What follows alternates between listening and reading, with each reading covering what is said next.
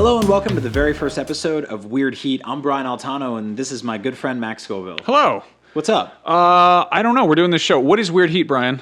I was really hoping you would. Hold on. I think we wrote it down. Okay, so let's take a look. So we got to get tighter about. Yes. Yeah. So we'll figure it out. Weird Heat, if you're watching or listening or whatever, is going to be a show about creating things, life, and everything else. So it's really just kind of a catch-all for everything, and it's also an excuse for us to get weird and creative and artsy-fartsy and really just kind of dive into particular concepts and issues that maybe we see or we're talking about that aren't, hot take reactions to the latest trending topics or completely puerile bathroom, locker room nonsense talk. So yeah, today that's a good way of putting it. We're going to talk about a pretty big, broad concept, which is optimism. Right. So we thought we'd start with our first episode and make it about optimism. And you're probably looking at this right now and you're like, oh, this is too like influential dudes and they're just loud men and they're gonna mansplain to me why I should be happy and positive.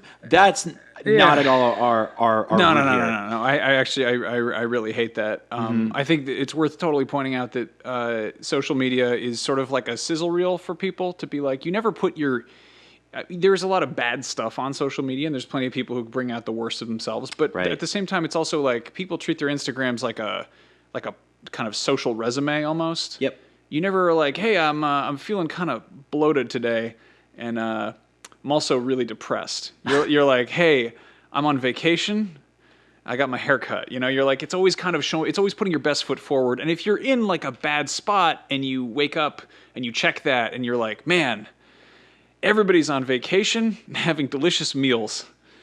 It kind of fucks you up. Yeah. And I think that's a really interesting way of putting it because it's also you pretty much only get people at their best, and sometimes you get them at their absolute worst when something horrible happens. And I think a lot of that is sort of feels like VH1's Behind the Music. I remember like they did one on Britney Spears before anything, like before she shaved her head and attacked an umbrella and stuff like that.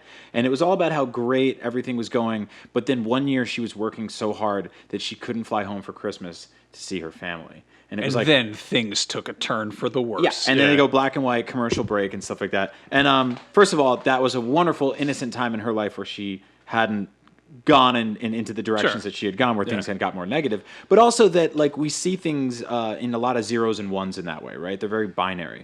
So I would say that like the sort of concept of optimism is one that's difficult to tackle because it's hard to kind of project it onto other people without coming off as A, preachy, or B, sort of saccharine or fake. And I think that's a really difficult thing to do because it's incredibly difficult to be optimistic. By all intents and purposes, everything is sort of kind of designed to wear you down or break you down. Especially now as we're kind of more inundated with information every single day. Like, shit sucks a lot. Yeah, totally. I mean, it's funny if you look into the concept of optimism. I think there's optimism as it's been actually defined over the years, and then there's also optimism as people kind of practice it. There's the kind of the guidance counselor poster, which is like, oh, the glass is half full. That's optimism. Hang in there. And it's, if you really get into it, people have been talking about this for like hundreds of years, the concept of it. And it's, I don't know. It's also the fact that we are in the best. This is the best of all possible worlds. There's the old that we book. know of. Yeah, there's the. Well, I mean, that's the in theory the idea. There's the book Candide, which in French is actually called L'Optimisme, and this is written by Voltaire in like the 1750s, the Age of Enlightenment.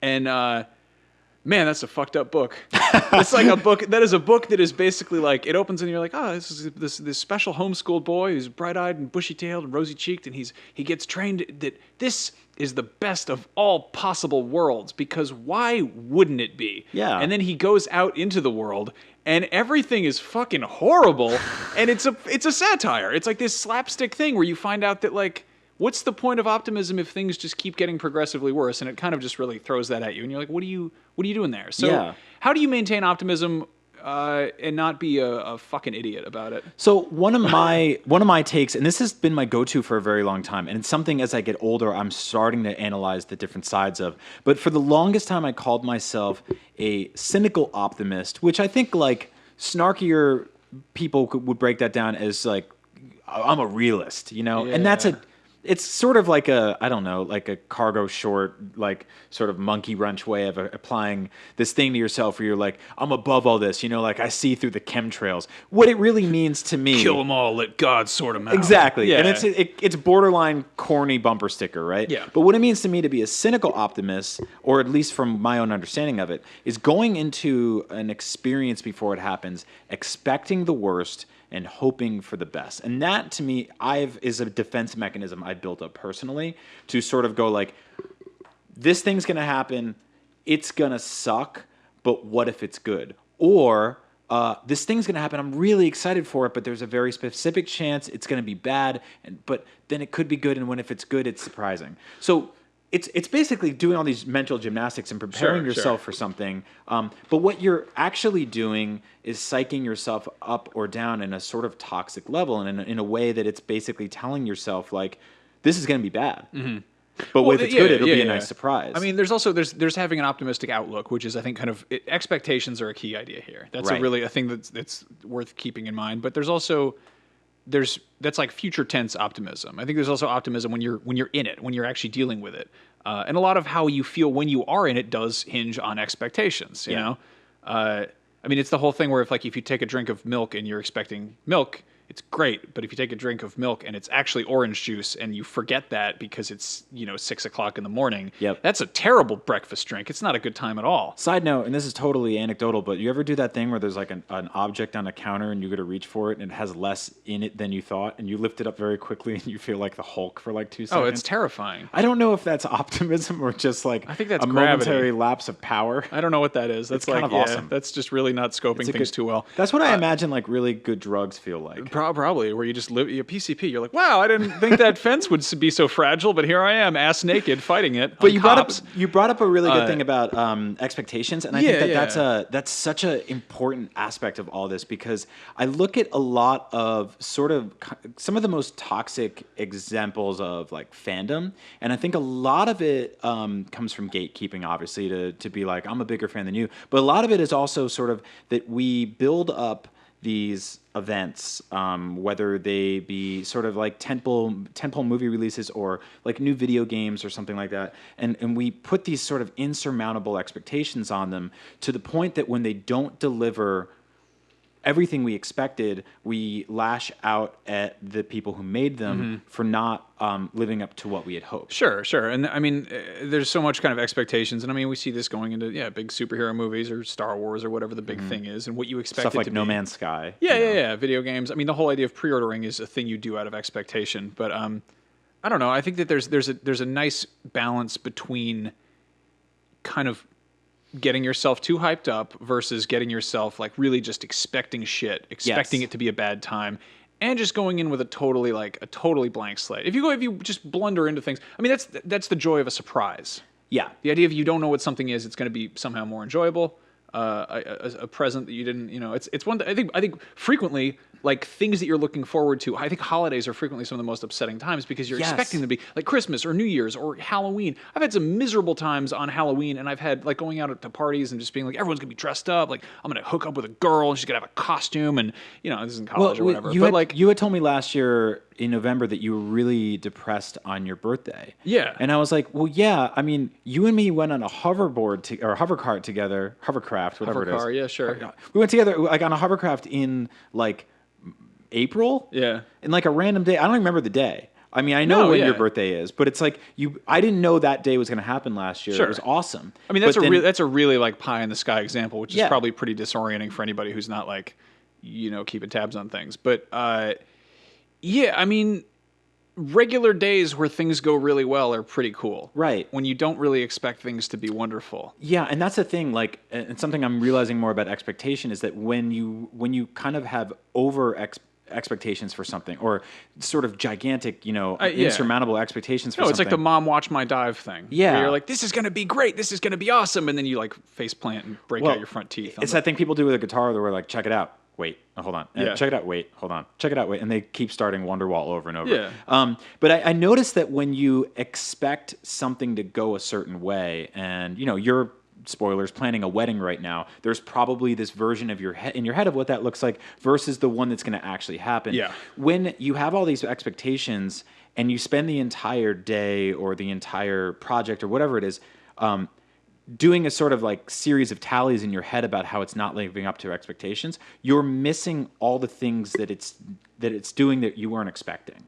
You know, like if I go into a movie or a video game thinking it's going to do this, this, and this, and it doesn't, and my story is it didn't do the things I wanted, then I'm ignoring the things that it's doing that I had no idea what to begin with. I mean, honestly, it's funny because I feel like, you know, maybe there were people who were looking forward to what we're doing with this show and they were expecting something different from what we're doing with it. But part of the reasons that expectations are so dangerous, and there's that idea of like familiarity breeding contempt.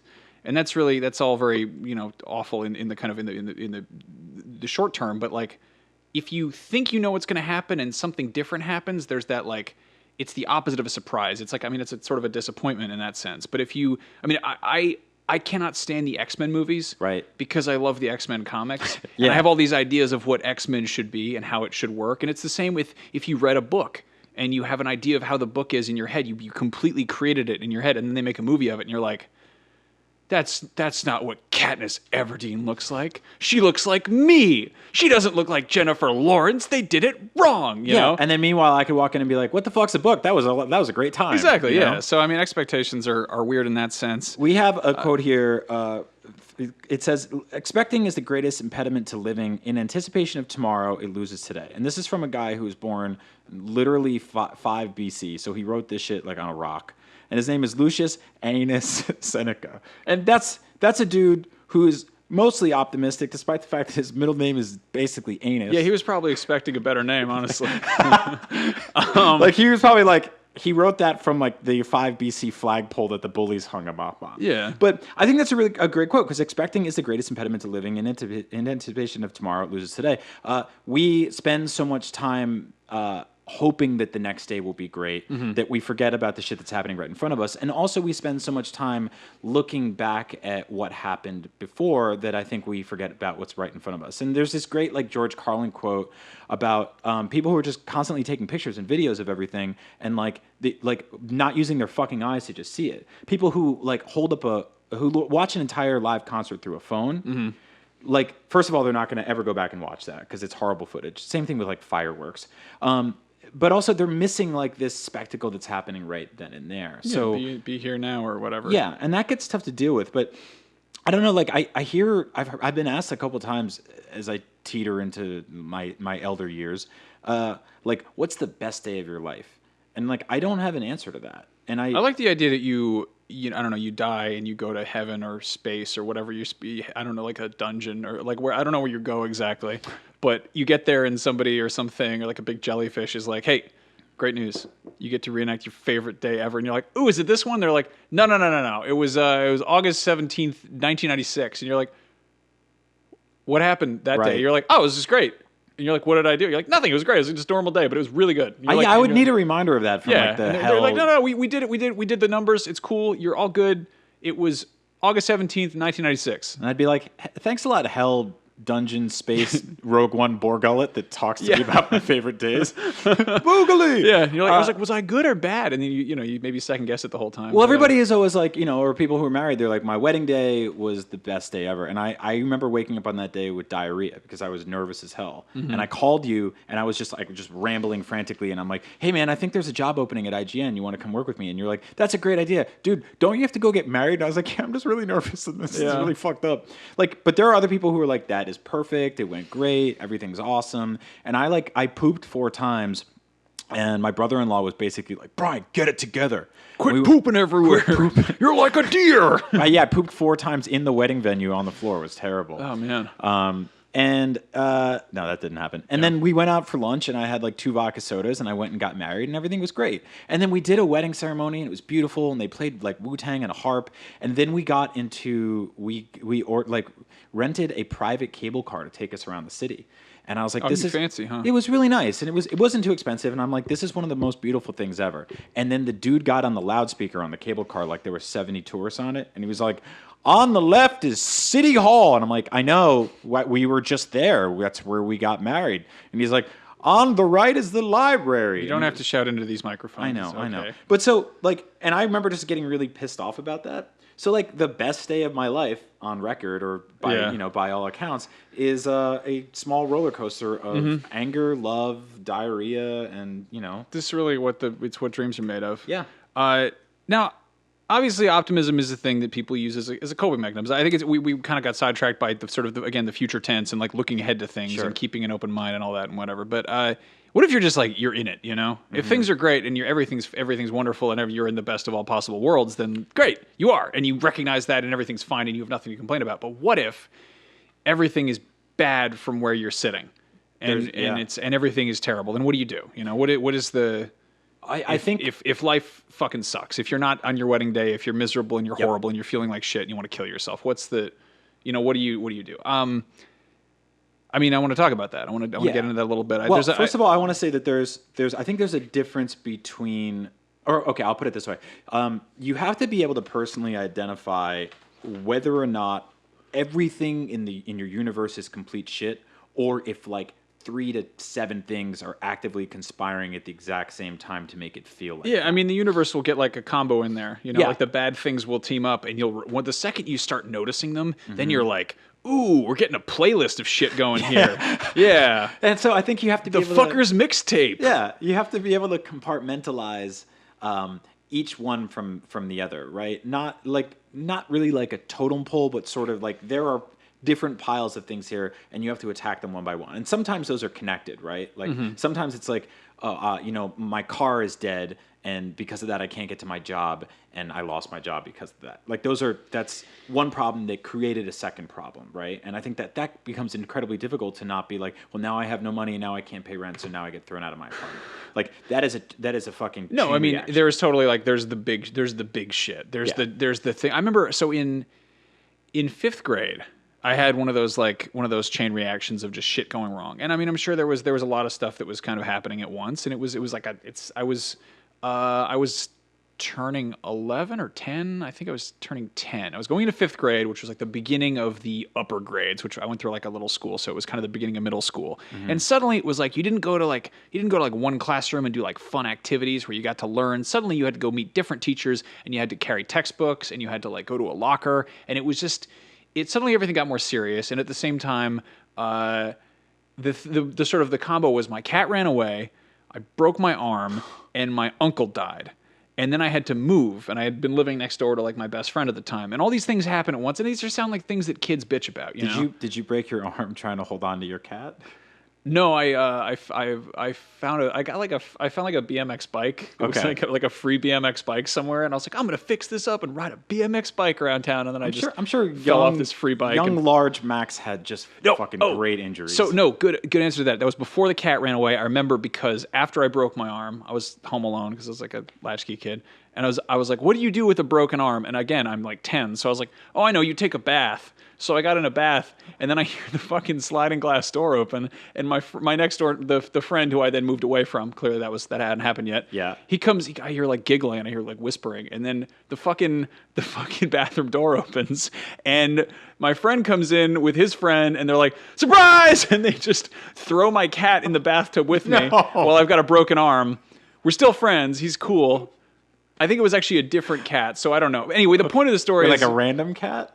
No, it was still my cat. I had 2 cats, but it was like he threw a cat at me while I was in the fucking tub with a broken arm. So not a great scenario. Really, just a bad time in general. But another thing that happened was I was also that kind of the beginning of adolescence, and it was kind of getting into that, and I started getting really horribly depressed. And the years that followed are just kind of like looking back on them, they just fucking sucked. Like it was just a bad time. Like it was just everything kind of went to shit there. Like it was just really, it wasn't like things didn't like get exactly worse. I just kind of got alienated from my classmates because I didn't fit in, and it was the beginning of that kind of cliquey middle school shit. And I also was just miserable. I was an unhappy kid, and it got worse and it got worse. And I went away to summer camp and was horribly homesick and just hated it the whole fucking time and like cried myself to sleep every night. And then I got back and kind of started school, and I fucking had panic attacks and couldn't go to school, and wound up having like a tutor who came. Like, I mean, I was a really small school district, so I guess they had the money to send like a lady to come and help me read books at home and whatever. And we kind of this was sixth grade, and I got through sixth grade kind of like being like, oh, I'm gonna get back in the hang of things and sort of just kind of work on my shit, and was going to therapy and taking too much medication. And then seventh grade, they put me back in regular school, but I'd been this weird absentee kid who was being like homeschooled, and had been sort of like, I was the new kid to begin with. I'd moved from far away, and it was kind of like I never had really had a chance to properly fit in. And then I disappear for 6 months to be like, oh, he's not feeling well. And then I came back, and I just had a fucking meltdown at school, and just flipped out and just completely lost my shit. And they were like, yeah, we should probably put him in a hospital. So right. I went and got checked into a psych ward when I was 12, I guess. 12? Yeah. Wow. And the fun thing about psych wards is exactly nothing, because they're horribly depressing places, and if you're there, things aren't going well for you. Is it a sort of situation where you're like, this is bad, but I see, like, is it helpful to see things worse for others in a scenario like that, or is it sort of just like, that could be me next? Like, does it feel like a gradient? I think there's sort of this mentality of like, if you're there and you're not completely off the fucking deep end, to be like, man, it really fucking sucks here. I would like to not be here, so I'm going to work on feeling better. There's that kind of like, just trying to claw your way back out. It's like county jail versus Rikers Island, right? Yeah, where people something are like that. Yeah. I can get out of here. I don't have to kill someone in here to keep myself occupied. Yeah. Like I got a DUI. I can get out of here in a year. But if there's like that glimmer of like, oh, if I can get out of here, I'm just going to do my best. And so I remember just being in there and just being horribly if I had a hard time at fucking summer camp where it's like, today you're going to go make pots and do nature activities, being in like, oh, the kid in the room next to you smeared shit everywhere and now she's in like the, isolation room. And be like, all right. And I did get on the there was like a payphone, like in jail, I guess. And I'm on the payphone with my mom, and I remember talking to her, and she's like, hey, I found this quote that I think you might want, or you might appreciate, which it's a quote from Winston Churchill, who he's great. He's got some great quotes. Like the Queen's like, if you were my husband, I'd poison your teens. Madam, if you were my wife, I would drink it. That guy hit some lines. Yeah, that dude's good. But this one though, he said, if you're going through hell, keep going. And of course, he's talking about like World War II and fighting Nazis and the Blitz and all that. But that really applies to anything, and I love that. And I love that idea of just, you never know what's going to happen next. And, I think that it's, I don't know, people can think that they're at the end of their ropes, but there's really something incredible about the human spirit of just getting through stuff and keeping going and finding, maybe the silver lining turns out to be bullshit too. Maybe things do get worse, but... So I wanted to talk about that quote real quick, because I think it's really interesting that your most inspirational quote is almost like just incredibly bleak, because it doesn't say when you're going through hell, keep going to heaven, or when you're going through hell, look for the door, look for the light. Yeah. It just basically we says, can't like, stop here. This is Bat Country. Yeah. Keep going, you fucker. But it's also, you could just always be in hell, but moving through hell is better than just standing and dying. Right? Yeah. Yeah, like a rolling hellstone gathers no satanic moss or something. I don't know. I guess we're really digging into these. Like, I think it's fire. Yeah, yeah. Rolling skull. Slayer. But no, like that. Right. That's kind of become my mantra. And even as I've gotten older, because like I still bash my head against depression. I've still been coping with this. I've been dealing with it lately now, and I'm trying to do everything I can to try to just get in front of it. And I think there's this idea, and sometimes for some people it goes away, and for other people it just doesn't. And it's like, I don't know, it's like having a disease, and you got to kind of deal with it however you deal with it. It's a thing you have to live with. And sometimes that means just riding it out, and sometimes that means kind of weathering the storm and sort of battening down the hatches, and maybe you're not, running 100%, but if you're just fucking keep going, just keep at it. Which I think is such a useful, like, that's such like tactical optimism. It's fucking awesome optimism, because I feel like it's real, and it's also not a hang in there Garfield poster or something. Actually, I don't think that's not even optimism at all. That is motivational pessimism. Yeah, I think that's a good way of putting it. Yeah. I mean, I kind of like, I'll be like, well, people at work or something, be like, hey, how you doing? And it'll be like Monday morning. I'm like, well, I'm not dead yet, and they're like, you good, man? Are you okay? And I'm just like, but no, really, I'm not dead yet. It's great. I found this quote from Candide, which again is like, I love how that book is like, everything is for the best. What could go wrong? And then it's like, Well, here's a woman who's had her like eyes cut out, and she's got one butt cheek because Bulgarian soldiers cut it off and ate it. Now she's got to ride a horse sideways. Read the book. Why didn't they eat the fucking horse? I think they did, and then she had to get a new horse. Anyway, it's a great book. They made a musical out of it somehow. 100 times I wanted to kill myself, but always I loved life more. This ridiculous weakness is perhaps one of our worst instincts. And it's like, I mean, I guess is that like what, I don't know. It's Does she mean the weakness of wanting to kill yourself or the weakness of thinking or understanding that the world is bigger than that? I think the weakness of hanging around to see what happens. I think it's sort of just like, oh, you just really you're enjoying yourself too much, even if you're miserable. Well, and I think that's the beauty of it, right? Like there is a like select stubbornness to optimism, and I think that's the thing that I don't know if you find yourself doing this. I'm sure many people do, but there are people who are just constantly fucking chipper, optimistic, happy, glowing, saccharine. I don't think those people realize how hurtful they are to others. Yeah, it's really fucking us shit up for the rest of us. That's why the irony of the two of us doing a show about optimism is that I would not describe either of us as like optimists. I think that we make the best of things, and I think that we're generally positive people, or that we've become more positive people over time. But I see people who are just constantly like, life is beautiful, life is great, life is good, and I get angry at them because anger is a good fucking technique to get through shit. Yeah. But also because part of me is just like, do you not see? But I'm like, are you dumb? Do you not see how fucked up all this shit is? Or like, are you better at filtering it? And I think a lot of them aren't stupid. I think a lot of people are better at filtering it because like, the reality is that a lot of shit is really good, and it's hard to see that in the day-to-day because it's hard to see the big picture. I have this sort of like, this kind of mantra that I've always had, and I think it's because my mother was an architect, and it's that I look up a lot, and it's why I gravitate towards like major metropolitan areas because I like to see things that are bigger than me. I get bummed out when everything is one story tall because it feels like easily conquerable. And whereas if I see something that's 70 stories tall, I'm kind of like, oh, that is this like, that's something that someone built, A. B, there are people up there that are smarter, richer, and more powerful than me. Not that I want to be them, but like, that's cool. That's inspiring. But also that like, it seems like there is growth, there's progress, there's something to look up to. And Mike Birbiglia, who's like one of my favorite stand-up comedians, he has an entire bit about how when you're broke, like everything's down to the ground, your mattress is on the floor, all the cereal that you can eat is cheap and in big pillowcases on the liquor store, you bottom shelf booze and stuff like that. You get vodka and plastic candles.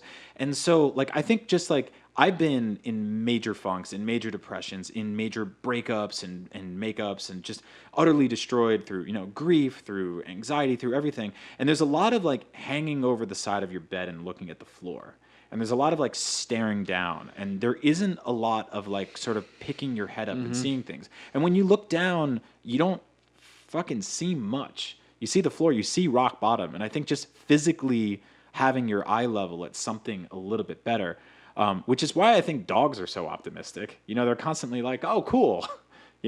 Everything is bigger than them. I guess. Yeah. So, I mean, you look at people and like they I think they're just too dumb to be unhappy, but that's great. I'm jealous of them for that. And our arms are covered in salt, so they love to lick us. That's true. They get pedaled up by these big salty hands. That's true. And they get to scare the mailman away or get the illusion of doing that by barking, even though he was going to leave anyway. Yeah. But I think it's important to kind of like look up and not just like keep your head up. But I think when people say that, they mean like, don't stare at the fucking floor all the time because there's big, cool things out there. And also, like, don't stare directly at the sun, but the sun helps a little bit, Like, to me, I find a little bit of optimism from it. No, there's like a good happy medium between staring at the sun and going blind and getting enough vitamin D to not kill yourself in a basement. So, that's true. No, I think that this is key. I'm glad we're sort of all over the place here, but I'm happy about it. Yeah.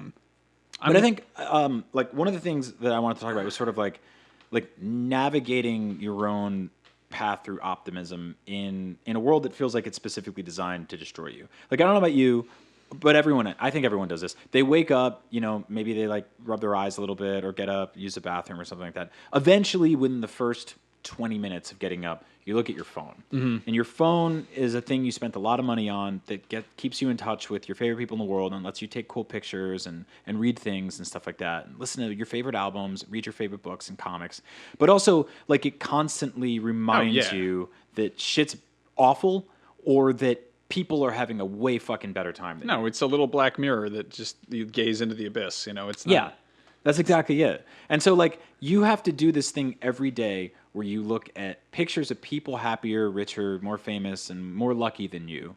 But then you also have to look at stories that you didn't ever think would ever happen. And that is a problem or a sort of a theory that is so specifically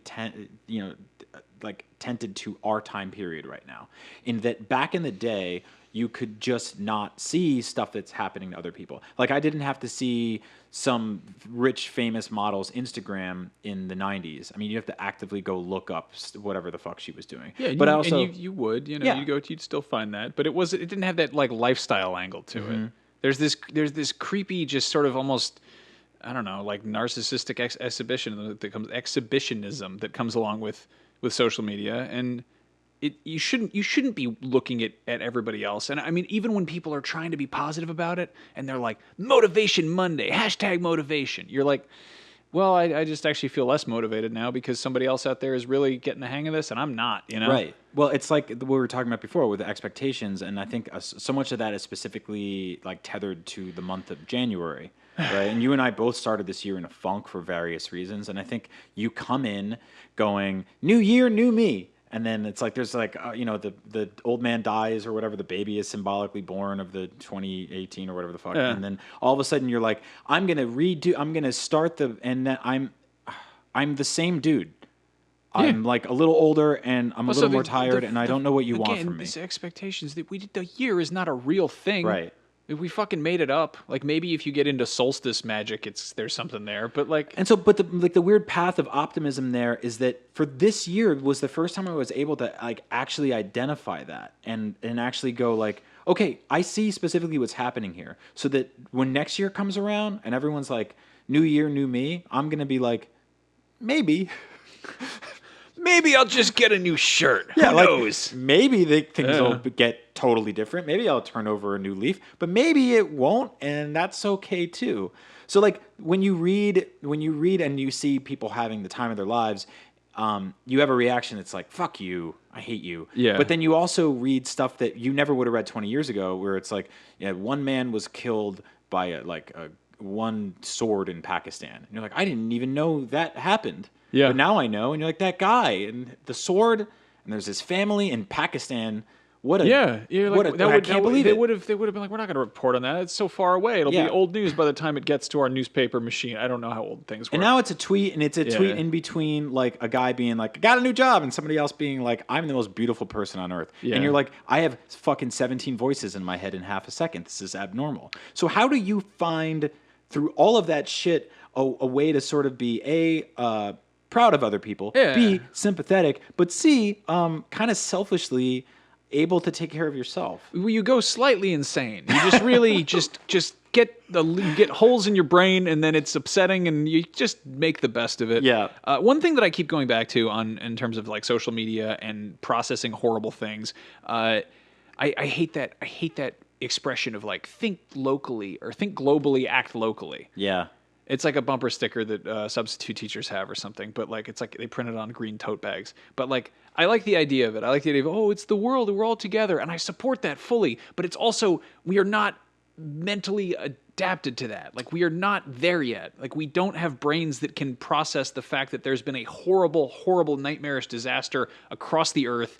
And I mean, obviously you can throw money at it. You can do some slacktivism and change your profile picture to a ribbon of some sort, or use a hashtag to raise awareness. But I think a lot of people just tune that out, or it just takes a toll on them. Mm-hmm. I've seen a lot of people just tuning out like politics and stuff in the last few years, and it's rough. You know, it's how do you deal with that?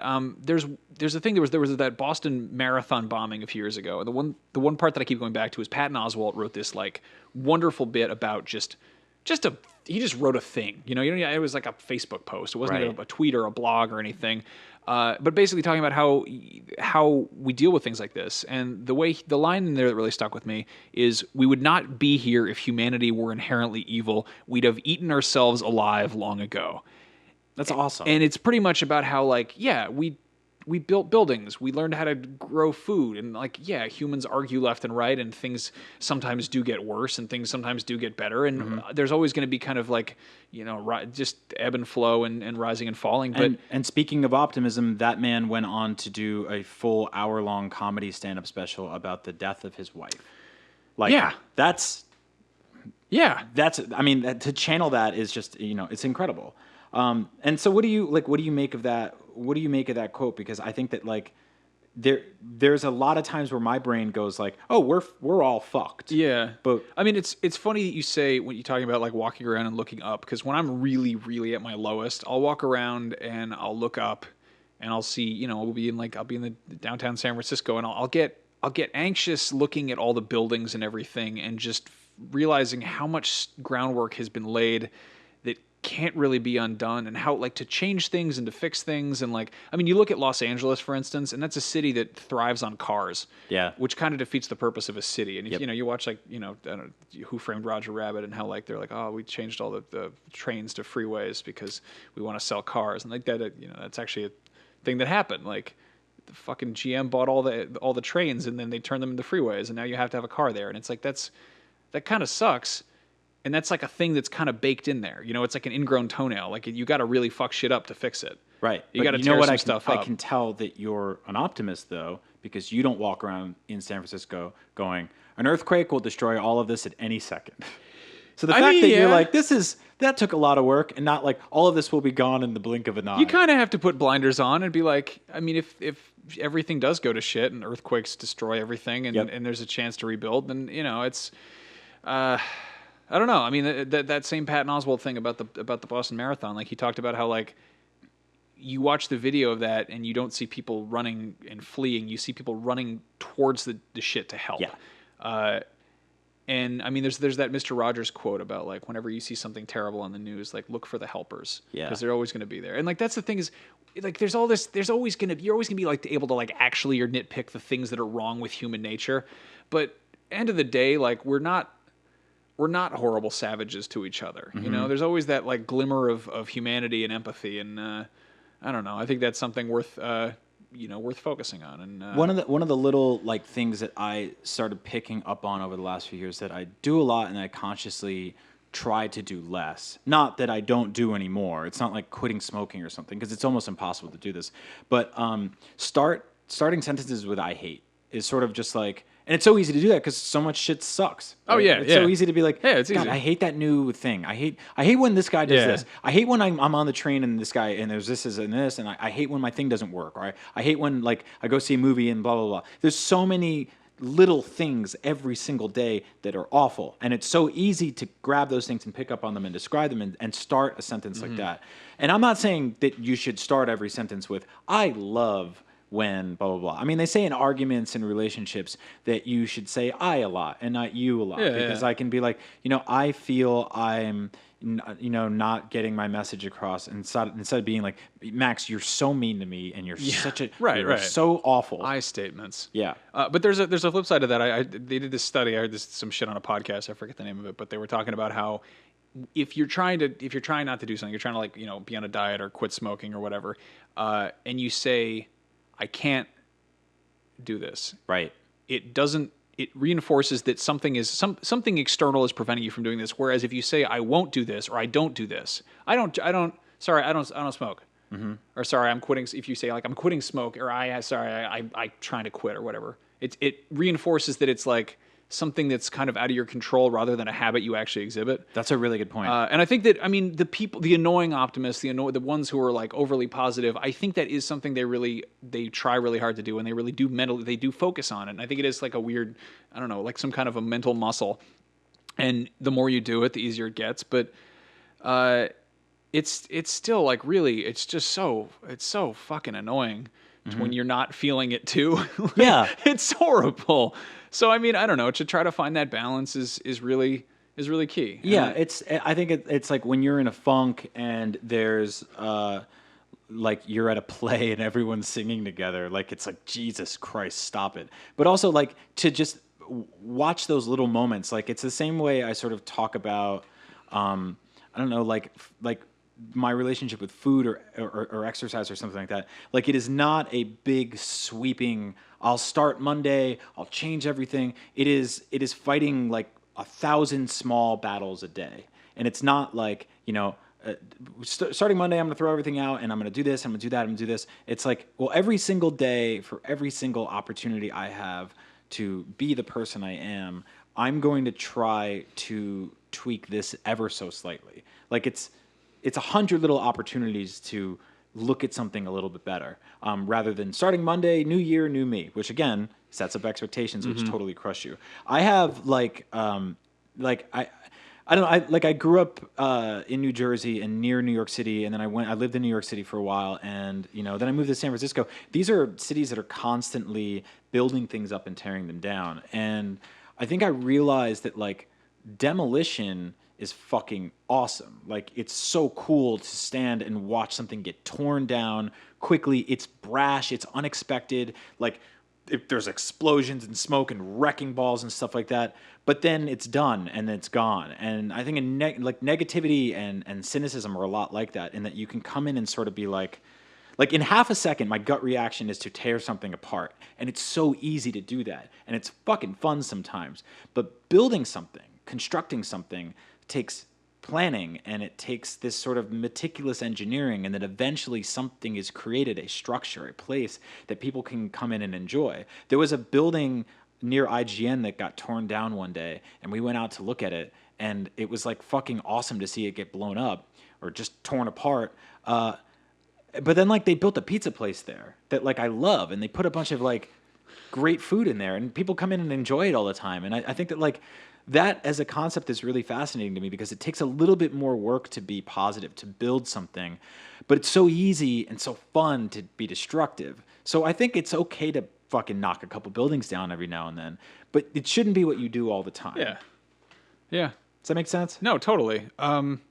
Yeah, I mean, I think that, and that's part of the reason we want to do this show, is to talk about creating things. Yeah. And to create and build things, and it doesn't always turn out the way you want it to, and maybe it doesn't meet your expectation, but I don't know, keep at it, keep trying, keep doing that. I think like finding like hope in the worst spots, like, and it's why I get shit for this sometimes, but I find comedy in a lot of things that shouldn't have comedy. Like I laughed with my family like the day of my grandfather's funeral, because like something funny happened, and it was something funny to focus on, and it was levity, and it took us off the misery of everything else, and that's hard to do sometimes. Like if everything just seems bleak, I promise you that there's one weird single glowing grain of sand in the corner of it that's like lovable or goofy or endearing, or something that you can sort of latch onto that'll help you through it. And it doesn't always seem like it's there, but there is almost always something, even in the worst scenarios. There is something there that can unify a bunch of people and bring them joy. And it's not always easy to see, like I talked about on the Comedy Button about like, going to like chemo with my mom, and they brought in that dog. They brought in this dog in a tutu, and I just started laughing, and I was like crying and laughing at the same time. And it was like, you have to admire how ridiculous something like this is within the context of something so dark and tragic. Yeah, you can't let the pain blot out the humor any more than you can let the humor blot out the pain. Yeah. And you can always find out what happens next. Like there's always something else. Yeah. So one of the reasons like I really wanted to pick optimism as sort of a topic is because I had this sort of run-in with optimism recently in a time I absolutely wouldn't expect it. I've talked about this a lot, and I've tried not to talk about it too much because I don't want to be like defined as a victim or anything like that. But I feel like in where I am, it's important to kind of go through hell, keep going, but also explain to people what that fiery, skull-riddled world looks like as you're tromping through it or whatever the fuck. I recently lost my mom to stage 4 terminal lung cancer. It popped up out of nowhere, It's the kind of thing that we never expected. She never smoked. It just sort of showed up and disappeared. And the timeline for all of that happened like kind of slowly and then incredibly quickly. She, from diagnosis to death, was around 16 months, I believe, about a year and a half. And maybe a little longer than that. But it's never enough time. And you were my best friend this entire time. You continued to be. You were my fucking rock in California through all this. Like, you know how difficult it was to basically come in, be optimistic, be positive, and then leave, rush to the airport, take a red eye across the country, go to New Jersey, and and be everything I could be there for people who got to be there all the time. I mean, my brothers, my father, everyone who was there every second. You get this tremendous guilt for not being there. They tried every type of of treatment, every type of pill, every type of chemo. They fought this thing for as long as they could. And eventually, towards the end, they started doing brain radiation. And that's when they start saying things like, start writing down everything you ever wanted to write down, because there's a significant chance that you come out of this with no memories. So not only is like lung cancer taking over your entire body physically, but mentally, we could lose you there too. And I was there in the room when the doctor said that to my mom. They announced it to her, and she broke down crying. And I tried my best to be like, it'll be okay. I remember specifically they brought in this fucking mask that looks like something from like that, fucking Tim Burton Sleepy Hollow movie, where they're just like, we're gonna put this face sculpt around you, and we're gonna shape your head, and then you're gonna have to wear this when you do brain radiation. And my mom was like, so you're gonna make me look like Spider-Man? And I was like, how are you capable of joking through this? Yeah. And also, I didn't know you knew Spider-Man. That's cool. So they did the brain radiation, and then she started becoming like almost immediately kind of forgetful. She would sort of dip in and out. She would start conversations and become very rambly, and it became very apparent that we had already lost a good part of her, and talking to her on the phone, talking to her in person became very difficult. And so the timeline went, I got to the airport on Friday night to get there Saturday morning. My flight was canceled at 2 a.m. At 8 a.m. I came back to the airport. On Saturday night I landed. Saturday night, Sunday, and Monday afternoon, I spent with my mom, talking to her, hanging out with her. She said she wanted lobster, and I went and bought it and made it. And she was sort of like aware that like everything was happening, but also kind of just in and out of it. And it didn't really have much appetite at the end, but I think she was happy at the gesture. And on Monday we had a long talk, and it was sort of, really heartfelt. It was like the longest talk I had with my mom towards the end about sort of like how she was like, I'm dying too early and I'm losing so much. And I said, you've lived harder than like any woman I've ever met, and like you went to college in your 30s with 3 kids, and you moved from Italy across the world. Like you've conquered. Like there are old ladies in your family that outlived you, but they never did shit. Look at that. And you created 3 great kids who grew up to be good people for the most part, and we're fucking trying out here. And I hugged her and I kissed her, and I got on the plane and I left, and I got back to San Francisco, and it was Tuesday night. And we did the comedy button, and I came home, and it was 10 o'clock at night, and I sat down at my kitchen table and just sort of collapsed and started crying. My wife came in, and she was like, are you okay? And I was like, no, it's nearing the end, and I can tell, I can feel it, and I think we all can. I think we all know where this is going. And she was like, well, I've always been here to help you, but I just want you to know that it's been you and me for years now, and I'll always have your back, but pretty soon you're going to have a little more help. And I was like, what do you mean? And she was like, I'm pregnant. You're going to be a father. And I just fucking lost it. And this guy. And it was this thing where I was like miserable and destroyed and rock bottom, and I got this great news. And then I got on an airplane the next night because everyone called me and my family, and they're like, when are you coming home? And I was like, I was planning on coming the next weekend. And they're like, can you get here sooner? And the nurse got on the phone. She was like, see if you can get here sooner. And so I think I was about to do Up at Noon with You. And we were going to do it a day early to compensate for me leaving. Yeah, no, you were like, I'll get there as soon as I can. Can I get there tomorrow? And they were like, get here sooner. They were like, get here right now. Yeah. And I did one of those things where like people show up to the airport and they're like, you got any flights? You know, the thing that's like unheard of. And I immediately booked a flight to Newark Airport on United, the last seat in the last row of the plane next to the toilet. Didn't matter, didn't care. Got on it, landed. My mom was in a hospice bed in her home. And I walked in and I wrapped my arms around her and I said, Mom, you're going to be a grandmother. My wife is pregnant and I'm going to be a father. And she started crying and she started smiling and she said, you're going to be a great father. I think she said you're going to be a great farter at first because like she was on a lot of heavy meds. Yeah. And I was like, farter? And she was like, father, you're going to be a great father. And a couple hours later, you know, I had come back in. A couple hours later, she kind of picked her head up and she was like, was that real what you said before? Like, you're going to be a dad? You guys are having a kid? And I was like, yeah, we're pregnant. We're having a kid. And she was like, that's so beautiful that I'm so happy. And we hugged and she cried. And it's the last significant conversation I had with my mother because when I woke up the next day, she was effectively in a coma. And she breathed slowly and slower and slower until that night when she took her last breath, surrounded by her entire family and her two dogs. And so that's the last significant conversation I had with my family. So, end on a high note. Yeah. So I got to give her that gift at the very end, and she got to give me that in return. And I found optimism through the most tragic thing that ever happened to me.